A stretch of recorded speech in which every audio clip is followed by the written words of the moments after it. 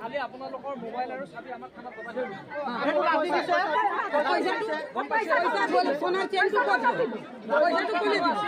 ৰাতি কিয় দিছে এইটো কওকচোন। ৰাতি কিয় দিছে পইচাটো দিয়া নাই সোণৰ চেইনটো দিয়া নাই খালি চাবি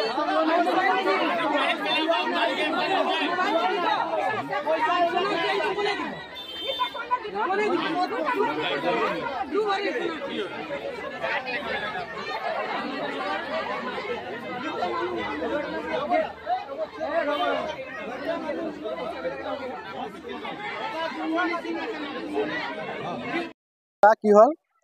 মানে ইয়াত মোৰ দোকানো ইয়াতে আছে কি হল মানে লৰাটো ইয়াত আপোনাৰ ট্ৰেভেলাৰটো লগাই দিলে ডাঙৰ ক'লে কি যে চাক দাদা আপুনি মোৰ দোকানটো বন্ধ হৈ যাব অলপ পিছতকে আপুনি ট্ৰেভেলাৰটো লগাই দিব নহলে মোৰ দোকানটো ঢাক খাই যায় মানুহবিলাক দেখা নাপায় কাষ্টমাৰটো ভাবে কি দোকান বন্ধ হৈ গ'ল তো ইহঁতে কি কৰিলে সেইদিনা কাজিয়া লাগি গ'লে পুৰা আৰ্গুমেণ্ট কৰি ল'লে বৰ বেয়া বেয়া পোৱালি এটা ইমান মাকৰ গালি দি আছে ইমান সৰু পোৱালি তাক মই ক'লো যে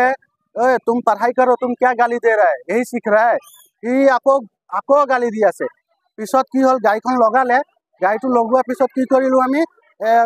সলভ কৰিলে সব কথা সলভ হৈ গ'ল মোৰ দাদাই মৰ্নিঙত 8টা বাজি আহিছে ইয়াত দোকান খুলিব আহিলে ইহঁতে কি কৰিলে 4-5 জনে ভিতৰৰ পৰা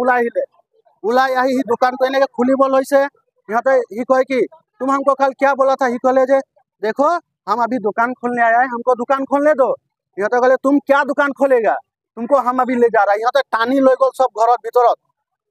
এটো মাৰি জিটকিলিটো মাৰি সবে মাৰিছে তাত পুৰা মাৰিছে এতিয়া ইমান মাৰিছে যদি তেওঁ দাদাখন নগলে হয় নবচালে হয় তেওঁ মানুহ চাইছে টানি লৈ গল মানুহ চাইছে যে টানি লৈ গৈছিল ইয়াৰ পৰা 4-5 জন টানি লৈ গল মানুহ চাই সিহঁতৰ ঘৰ মানুহ মাৰিছে ছোৱালী মোৰ তেওঁলোকৰ মই নাম নাজানো মানে ইহঁতৰ ঘৰৰ পুৰা ফ্যামিলিটো মাৰিছে জুনমনি এটা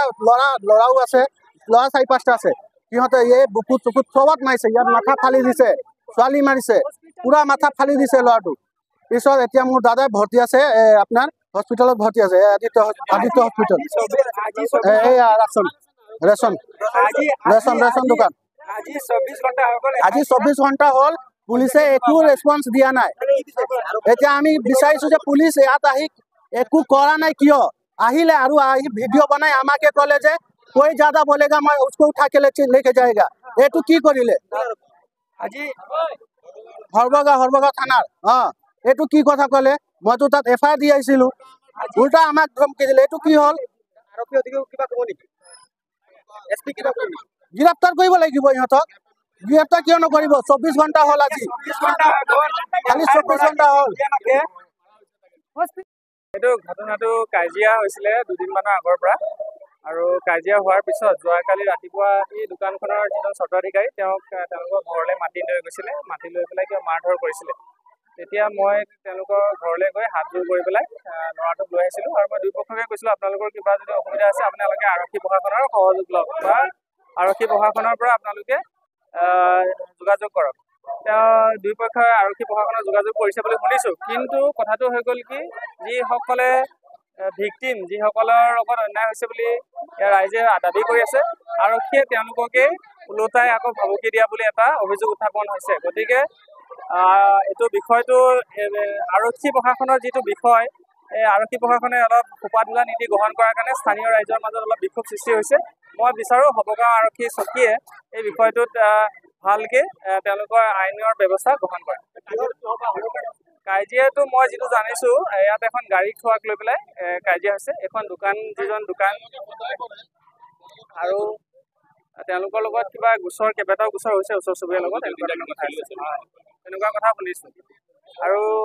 কালি পুলিচ প্ৰশাসনে মোৰো ইণ্টাৰভিউ লৈছে তাতে তেওঁলোকে কৈছে যে আপোনালোকে কিবা ৰেপ কৰাৰ কথা শুনিছে নেকি এজন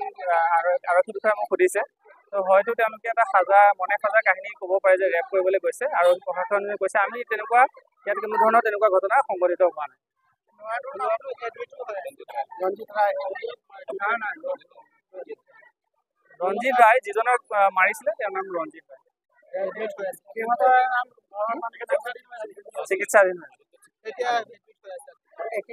মানে স্থানীয় ৰাইজৰ মাজত এটাই ক্ষোভ আৰক্ষী প্ৰশাসনে ভালকে কাম কৰা নাই সেইকাৰণে আৰক্ষী প্ৰশাসনে ওলোটাই পুলিচ প্ৰশাসনে স্থানীয় যুৱকসকলকহে উঠাই নিম বুলি কৈছে এইবিলাক কথাক লৈ পেলাই স্থানীয় ৰাইজৰ মাজত অলপ খং আহিছে মই গম নাপাওঁ